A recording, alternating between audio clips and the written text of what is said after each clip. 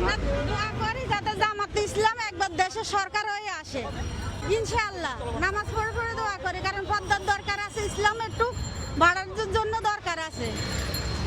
এই কার্যক্রমটা হলো বাংলাদেশ জামাতে ইসলামীর যে গণসংযোগ উপলক্ষে গণমানুষের জন্য বাংলাদেশ জামাতে ইসলামী, সেই জন্য সাধারণ মানুষের একদম পথেই জামাত ইসলামকে জানানো যে জামাত ইসলামীর আসলে কার্যক্রম কি। স্বাস্থ্যসেবা মানুষের একটা মৌলিক অধিকার।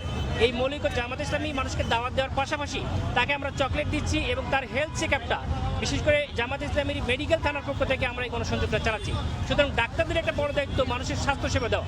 তার ডায়াবেটিস আছে কিনা, তার প্রেশার আছে কিনা, অনেক সময় একটা মানুষ সুস্থ হাঁটছে কিন্তু হঠাৎ অসুস্থ হয়ে যায়, সঙ্গে সঙ্গে তাকে যখন আমরা দাওয়াতটা দিচ্ছি তার চেকআপ, তার সুস্থতা, তার খোঁজ নেওয়া, প্র্যাকটিক্যালি তাকে আমরা খোঁজ দিচ্ছি।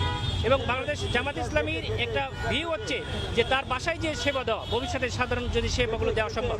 এই জন্য আমাদের একটা হেলথ সার্ভিস চালু আছে যে অ্যাম্বুলেন্সে করে আমরা মানুষকে হাসপাতালে পৌঁছে দিই। মানুষ যদি মারা যায় তার লাশকে আমরা বাসায় পৌঁছে দিই বিনা খরচে। এগুলো আমরা বাইরে জানতে পারে নাই মানুষ জামাত ইসলামী সম্পর্কে। তো এটার মাধ্যমে বিভিন্ন সময় আমরা জানানোর চেষ্টা করছি যে আমাদের গণসংযোগ উপলক্ষে এবং আমাদের জামাত ইসলামের আমির যিনি ডাক্তার শফিকুর রহমান একজন সফল চিকিৎসক এবং একজন হাসপাতালের প্রতিষ্ঠাতা। এবং এই যে ইবনে সিনা হাসপাতাল এবং ইসলামী হাসপাতাল দেখছেন, এটা শহীদ মীর কাসেম আলী ভাই যিনি জামাতের একজন বড় নেতা ছিলেন তার হাতে তৈরি। এই স্বাস্থ্যসেবাটাকে কীভাবে সাধারণ মানুষের জন্য, বিশেষ করে যারা স্বল্প আয়ের মানুষ তাদের জন্য ফ্রি করা যায়, সেটাই আমাদের একটা উদ্যোগ। তার একটা পাইলট স্টাডি হিসেবে আমরা এটা করছি ইনশাল্লাহ। যদি সুযোগটাকে আমরা পরশুদিনই করব, কিন্তু আপনাদের জ্ঞাতার্থে আমরা জানাতে চাই এই যে স্বাস্থ্যসেবাটা এটা আমাদের প্রতিদিনই চলছে।